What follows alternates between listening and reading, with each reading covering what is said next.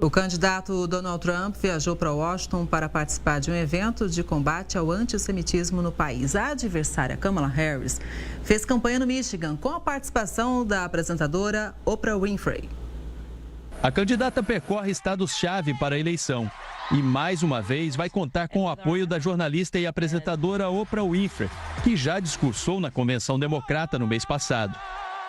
Um dos objetivos é incentivar os eleitores a se registrarem para votar no dia 5 de novembro. Como o voto aqui nos Estados Unidos não é obrigatório, os candidatos tentam convencer os eleitores a irem até as urnas. O evento também deve promover mais arrecadação para a campanha democrata. Uma pesquisa divulgada mostra que Kamala Harris e Donald Trump estão empatados nas intenções de voto, com 47% cada em uma média nacional. O candidato republicano viajou para Washington, como mostra o repórter Tiago Nolasco. Em um dos eventos na capital americana, Donald Trump busca combater o antissemitismo, que é o ódio contra os judeus. O candidato republicano também discursa em um evento do Conselho Israelense Americano, semanas antes do aniversário de um ano dos ataques dos terroristas do Hamas contra Israel. Questões do atual governo podem afetar as eleições presidenciais aqui nos Estados Unidos. O Congresso americano tem até o fim do mês para dar uma nova autorização de gastos para o presidente Joe Biden. Se a proposta não for aprovada, centenas de serviços públicos teriam que ser paralisados. Um projeto chegou a ser apresentado pelos republicanos, mas acabou derrotado no Congresso.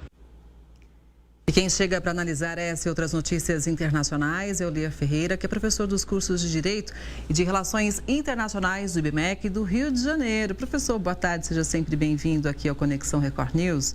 A gente vê realmente os dois candidatos empatados, não é verdade? Mas a gente lembra que tanto as pesquisas quanto o desempenho nos debates não garantem a vitória, né, da corrida eleitoral lá nos Estados Unidos. Ou seja, a gente pode dizer que está tudo indefinido ainda, né?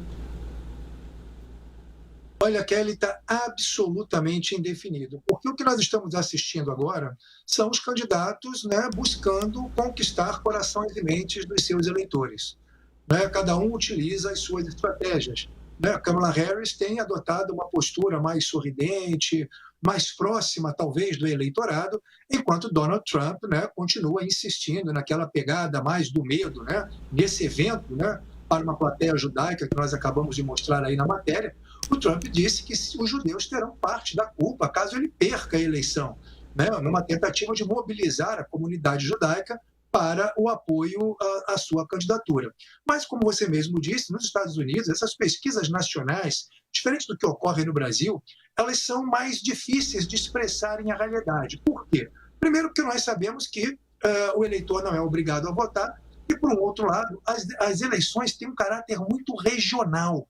Então, assim, fica difícil estabelecer essas metas. O fato é que Trump e Kamala Harris continuam correndo cabeça a cabeça e nós estamos próximos de saber o resultado dessa grande disputa, cujos impactos sobre o mundo inteiro são evidentes.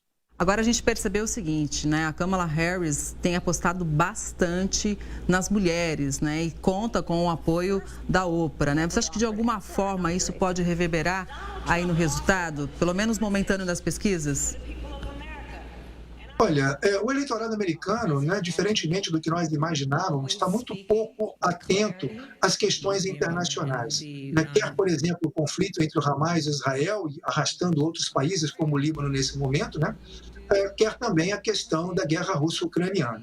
Então, os focos fundamentais hoje do eleitor são economia, principalmente as taxas de inflação, não por outro motivo, nós tivemos aí, né, esta semana, uma baixa na taxa de juros, né, por conta do Banco Central americano, e, por um outro lado, a questão da imigração. Esses dois temas, né, de alguma forma, favorecem ao Donald Trump.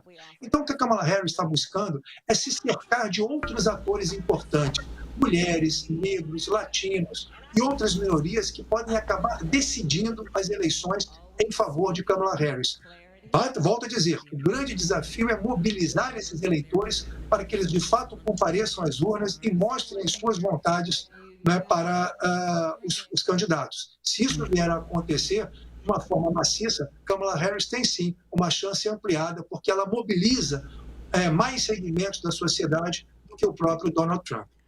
Professor, já que o senhor citou a questão das guerras, o presidente da Ucrânia, Volodymyr Zelensky, vai aos Estados Unidos já na próxima semana para a Assembleia das Nações Unidas e pretende discutir os rumos da guerra contra a Rússia. O líder ucraniano deve se encontrar tanto com o presidente americano, Joe Biden, quanto com os candidatos à presidência, Donald Trump e Kamala Harris. Isso porque o destino do conflito pode mudar dependendo de quem for eleito, não é isso, professor?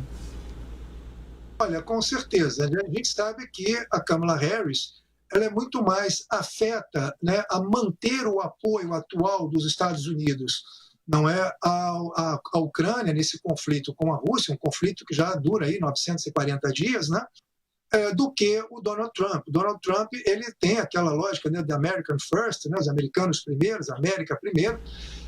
E ele tem a intenção de utilizar esses recursos que estão sendo desviados hoje para assistir a Ucrânia no confronto com a Rússia dentro, né, das estruturas produtivas dos Estados Unidos. Além de tudo, assim como o Vladimir Putin na Rússia, o Trump também tem pouco apreço, né, pela democracia. Então, há uma convergência de interesses aí, de perspectivas, né, de visões de mundo entre o Trump e o Putin. Então, assim, o que o Zelensky está buscando, inclusive mostrando aí o seu famoso plano para a vitória, né, é tentar mobilizar o máximo possível, né, forças internacionais, Estados Unidos adiante, para a sua causa. No entanto, nós sabemos, a Ucrânia tem perdido muitos soldados, tem perdido muitos equipamentos, e essa busca, né, por novos armamentos é também um pouco de um certo desespero, né, do Zelensky nesse momento em que ele não conseguiu, mesmo lutando no fronte russo, reverter as perdas territoriais na Ucrânia. Professor, para a gente concluir rapidinho, gostaria da sua opinião, só para fechar aqui. É que a Venezuela anunciou que vai pedir à Justiça um mandado de prisão contra o presidente da Argentina pelo caso de um avião de carga apreendido em Buenos Aires. Também vai ser feita uma investigação por violação dos direitos humanos. Agora, até que ponto, né, realmente a Venezuela pode ter esse poder de causar uma prisão ou não do presidente da Argentina, hein, professora? Fica na base do discurso, ou seja, uma crise diplomática, e é isso? É mais uma crise diplomática do governo Maduro, né? O governo Maduro já tem crises diplomáticas com outros países, Guiana, Brasil, inclusive, né? E agora mais fortemente também na Argentina. O caso da apreensão, né, do avião também é um caso que ainda não está devidamente esclarecido, né? Ele foi colocado pelo Poder Judiciário da Argentina. Esse avião tinha sido vendido por uma empresa iraniana. Essa empresa iraniana está sendo sancionada pelos Estados Unidos, né? Porque é iraniana, enfim, o Irã, os Estados Unidos são adversários no contexto do Oriente Médio, mas assim, nós sabemos, Kelly, que não há nenhuma efetividade neste pedido de prisão.